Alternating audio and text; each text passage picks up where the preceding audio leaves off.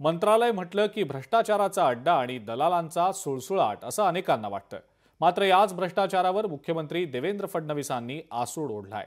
मंत्र्यांचे पीए आणि ओएसडी यांच्या नेमणुकीवरनं फडणवीसांनी कठोर भूमिका घेतल्यानंतर आता मंत्रालय भ्रष्टाचार मुक्त आणि दलाल मुक्त करण्यासाठी त्यांनी कंबर कसली आहे। पाहुयात याच संदर्भातला हा स्पेशल रिपोर्ट।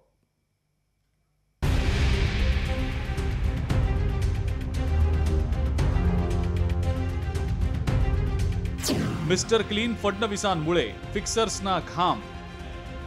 भ्रष्टाचारावर देवेंद्र फडणवीसांची करडी नजर। मंत्रालयातून दलाली हद्दपार होणार। फिक्सर सिनेमामध्ये सर्रासपणे वापरला जाणारा शब्द, पण आता राजकारणात सुद्धा हा शब्द वापरला जाऊ लागलाय।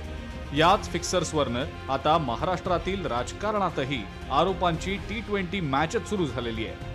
मंत्री आणि कंत्राटदारांमधल्या या फिक्सर्सना अडकवण्यासाठी खुद्द मुख्यमंत्री देवेंद्र फडणवीसच मैदानात उतरले। फडणवीसांसारख्या मातब्बर बॅट्समनमुळे फिक्सर्सचे धाबे दणाणले आहेतच, मात्र त्यांच्यावर वरदहस्त असलेल्या बड्या अधिकारी आणि मंत्र्यांनाही आता घाम फुटलाय।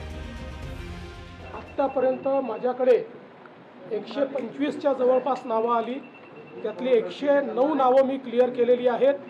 उर्वरित नावं मी क्लिअर केली नाहीत, कारण कुठल्या ना कुठला आरोप त्यांच्यावर आहे, कुठली ना कुठली चौकशी चाललेली आहे किंवा मंत्रालयामध्ये त्यांच्याबद्दल परसेप्शन हे फिक्सरचं आहे। कोणी नाराज झालं तरीही मी अशाला मान्यता देणार नाही। राज्याचा कारभार पारदर्शक आणि भ्रष्टाचार मुक्त व्हावा म्हणून स्वतः मुख्यमंत्री देवेंद्र फडणवीसांनी पुढाकार घेतलाय।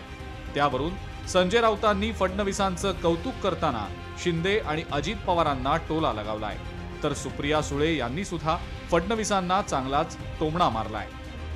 मुख्यमंत्री भ्रष्टाचार रोकने के लिए कुछ कदम उठा रहे हैं, तो ये स्वागत योग्य कदम है और हमने उनका स्वागत किया है। लेकिन ये फिक्सर किस मंत्री ने रिकमेंड किए थे उनका भी नाम सामने आना चाहिए।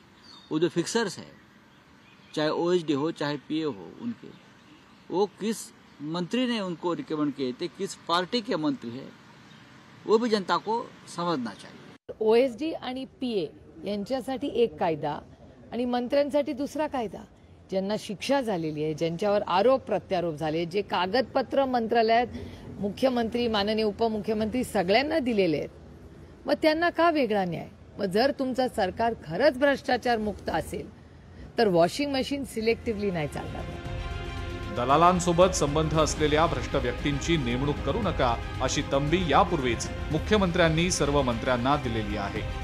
आणि म्हणूनच सावध पवित्रा घेतलेल्या मंत्र्यांकडून खाजगी सचिव किंवा मुख्य कार्यकारी अधिकाऱ्यांची नेमणूक करताना पुरती खबरदारी घेतली जाते। मात्र आता खाऊगिरी करणाऱ्या दलालांसह काळी कमाई करण्याची सवय लागलेल्या भ्रष्ट अधिकाऱ्यांच्या स्वप्नांवर विरजणच पडलाय।